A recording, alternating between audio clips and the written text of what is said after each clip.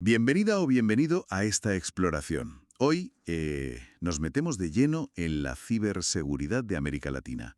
Vamos a apoyarnos en varios informes recientes y, para empezar, quizás recordar ese caso que, bueno, que sacudió bastante a la región, ¿no? El ataque a Costa Rica en 2022. ¿Qué nos dice? ¿Qué nos revela ese incidente sobre la situación general? Pues mira, revela una tensión, yo diría que clave, una digitalización muy rápida que choca con unas defensas que, bueno, no avanzan al mismo ritmo. De hecho, algunos estudios sitúan a América Latina como la región menos preparada a nivel global. ¿Menos preparada? Y, sin embargo, Y sin embargo, es un blanco muy codiciado. Fíjate, sufre un porcentaje de ataques globales que ronda el 12%, bastante superior a su peso demográfico mundial, que es más bien del 8%. Ahí hay un desequilibrio. entendido. Vale, entonces, la idea hoy es, bueno, desglosar un poco este panorama, ¿no? Ver qué amenazas son las más importantes, qué debilidades estructurales hay por ahí, cómo están respondiendo las regulaciones y qué caminos se proponen para mejorar. Si empezamos por las amenazas, ¿cuáles dirías que preocupan más ahora mismo? Pues el ransomware sigue siendo un protagonista indiscutible, la verdad. El caso de Conti contra Costa Rica, exigiendo millones, fue muy sonado. Pero bueno, hemos visto otros golpes fuertes, ¿eh? Como a Keralty en Colombia, afectando al sistema de salud, o a EPM en Medellín. Los datos apuntan a un aumento generalizado. O sea que sigue al alza. Sí. Y aunque los ataques estos a grandes corporaciones, lo que llaman Big Game Hunting, son quizá menos comunes que en Norteamérica o Europa, bueno, pues crecieron un 15% en 2024 respecto al año anterior aquí.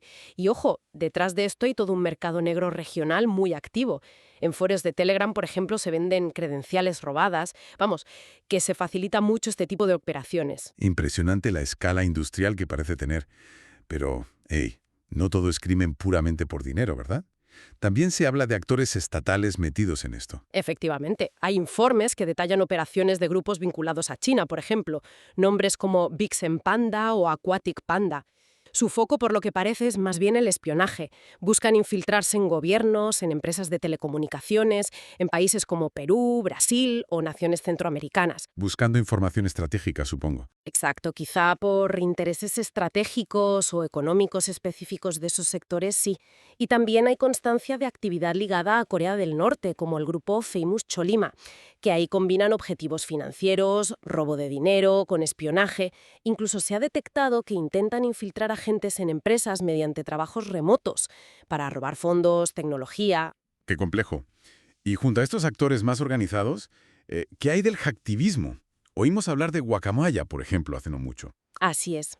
Grupos como Guacamaya o también GhostSec han lanzado ataques muy disruptivos. Han golpeado a ejércitos, a gobiernos, pensemos en México, Chile, Guatemala, Colombia, y también a empresas. Sus motivaciones suelen estar más ligadas a tensiones políticas o sociales del momento, ¿sabes? Claro. Y su método a menudo implica filtrar enormes volúmenes de datos sensibles. Lo que pasó con la Secretaría de la Defensa Nacional en México fue un ejemplo muy claro de esto. Tenemos entonces un abanico de amenazas, bueno, bastante complejo. Y esto nos lleva a la pregunta inevitable. ¿Por qué? ¿Por qué parece ser la región tan vulnerable a todo esto? Mencionabas antes la rápida digitalización. Es que ese es un factor central, yo creo. La tecnología se adopta a una velocidad que supera la capacidad de asegurarla adecuadamente. No da tiempo, digamos. A esto le sumas la persistencia de infraestructuras tecnológicas, pues, anticuadas en algunos sectores. Sistemas viejos que no se actualizan. Exacto. Y el problema del software pirata, que claro, no recibe actualizaciones de seguridad. Y luego está la gobernanza general de la ciberseguridad, que a menudo es débil o muy desigual entre países e incluso entre industrias dentro de un mismo país. Faltan marcos legales sólidos y actualizados en muchos sitios, aunque bueno, se está avanzando, hay que decirlo. Hablas de infraestructuras, leyes, pero a menudo se dice que el eslabón más débil es el humano, ¿no? ¿Cómo está la región en cuanto a profesionales de ciberseguridad? ¿Hay gente preparada? Uf, ahí tocamos un punto crítico, la verdad. Se calcula un déficit de unos 600.000 profesionales en este campo en América Latina. 600.000. 600 millones. Es una cifra enorme, imagínate. Y además persiste una falta de conciencia en muchos niveles. La ciberseguridad a veces se ve como un asunto meramente técnico, de los informáticos, y no como lo que es, un riesgo estratégico para el negocio o para el Estado. Que afecta a todo. A todo. Y otro problema es la falta de obligación legal en algunos países. Se ha señalado el caso de Colombia, por ejemplo, de reportar los incidentes. Esto impide tener una imagen real de la escala del problema y, claro, dificulta mucho aprender de los ataques que sufren otros. Si no se sabe, no se aprende. Exacto. Y, por supuesto, las pymes, las pequeñas y medianas empresas, con menos recursos para invertir, pues son un blanco muy, muy frecuente. Escuchar sobre estas brechas es, bueno, preocupante. Pero, ¿se están tomando medidas concretas? ¿Hay avances en regulación, por ejemplo? ¿Se muere algo? Sí, se están dando pasos importantes, la verdad. México, por ejemplo, aprobó una reforma relevante en marzo de 2025. Reorganizó competencias tras la disolución del INAI, que era su Instituto de Transparencia, y actualizó su ley de protección de datos para el sector privado. Aunque bueno, su implementación efectiva será un reto, como siempre. Claro, del papel a la realidad. Eso es. Luego Chile también tiene una nueva ley marco de ciberseguridad y protección de datos, la número 21719, desde diciembre de 2024. Esta ley crea una agencia nacional y busca alinearse con estándares internacionales como el RGPD europeo. El famoso Reglamento de Protección de Datos de la UE. El mismo. Esta ley chilena entrará en vigor, si no me equivoco, en diciembre de 2026. Y Brasil, Brasil ya lleva tiempo aplicando su Ley General de Protección de Datos, la LGPD, que también está muy inspirada en el RGPD. Vale, o sea que hay movimiento legislativo. Leyes son una parte, pero existen estrategias nacionales más amplias, planes de acción, digamos. Sí, varios países sí las tienen o las están desarrollando. Colombia, por ejemplo, es conocida por sus documentos COMPES, que son documentos de política nacional muy detallados. Panamá y República Dominicana también han avanzado bastante en definir sus estrategias nacionales de ciberseguridad. Y además, hay una tendencia general a adherirse a marcos internacionales. El Convenio de Budapest sobre ciberdelincuencia es el más conocido. Ajá. Aunque claro, una cosa es adherirse y otra la capacidad real de implementar y hacer cumplir esos compromisos. Eso varía bastante entre países. Entendido. Con regulaciones y estrategias en marcha.